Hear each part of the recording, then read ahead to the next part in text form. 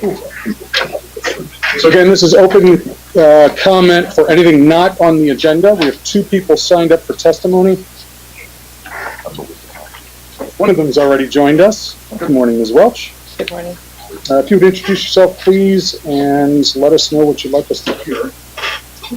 Yes, my name is Maureen Welch. I live in Arapahoe County. I have a 10-year-old son who has Down syndrome, and I also have 2 other sons. And I'm here today, right now, to speak about general process in building trust. Is that something some of the board members have brought up before? How do we build trust in the community, and specifically in regards to adult protective services and this whole Department of Human Services here in Colorado?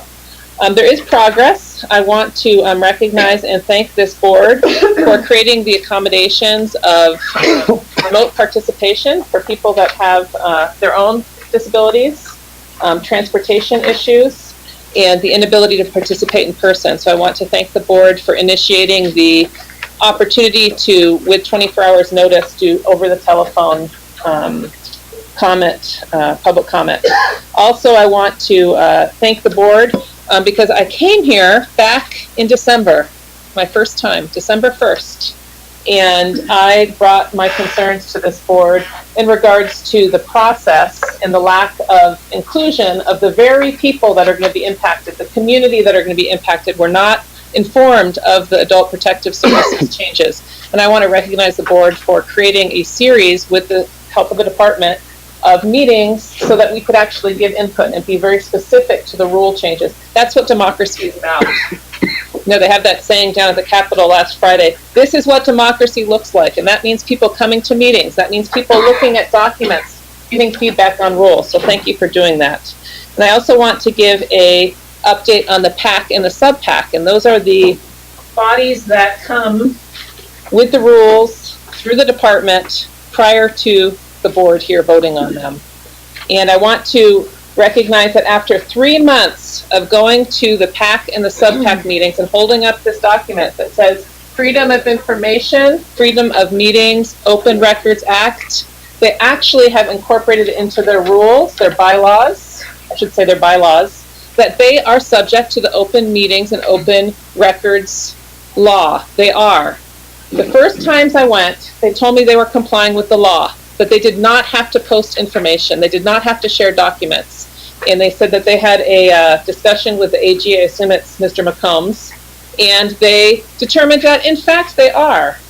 They are, in fact, an advisory and advisory body also involved with rulemaking. It's right here in statute. So I'm very glad. I know I'm not welcomed at most meetings I go to. They're, oh gosh, here she is again, okay? But I feel this is a real victory for democracy, that we finally have the PAC on the website. Before, I couldn't even find it on the web. It wasn't even on the department website. It wasn't even posted on the public meeting website. And I think it's important this board knows this, because these are the rules that come to you. And you probably assume that they have been properly noticed. You probably assume that communities have been reached out to prior to coming to you. And I'm here to tell you that they have not. The information has not been posted on the department website until recently. Now we have 3 years of documents, 3 years of agendas, 3 years of minutes. And I appreciate the fact that the department has done that, but it's the law. The department should have been doing this all along. And it takes me coming and getting criticized and getting hate emails and hate messages through Facebook telling me to be quiet. I will not be quiet. We need to make sure the government is accessible to everyone across the state. If people can't come in person, they need to be able to access it through the internet. So thank you to the department for doing that. However, it's not a gift, it's the law. They should have been doing it all along. Also, I want to mention that even after this discussion, the El Paso PAC member yesterday, Cheryl Schnell, actually said, I don't believe that's true. I don't believe that's true that we need to post all this, because we're not elected officials. We're not appointed by the governor. I think that the initiative, they just passed a bill across the street saying that every board, commission, group involved in rulemaking needs to be informed of their duties. And this is an example of a department body that did not understand what their obligation is to the public. Also, The minutes that were posted, which were only posted this month for the first time, I noted that they were inaccurate.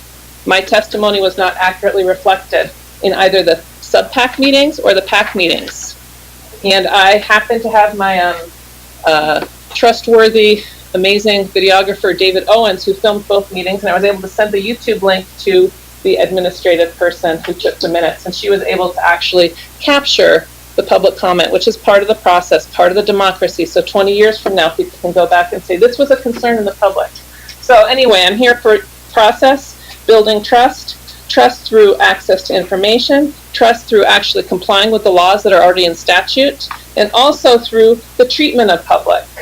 When I arrive at a meeting and I'm told to quote statute as to why I want access to a document, that is not how you treat the public and build trust. That's how I was greeted at last month's sub-PAC meeting. Well, quote the statute. That's what the person said. That's inappropriate. That's not the way you build trust in the community. And transparency is the antiseptic.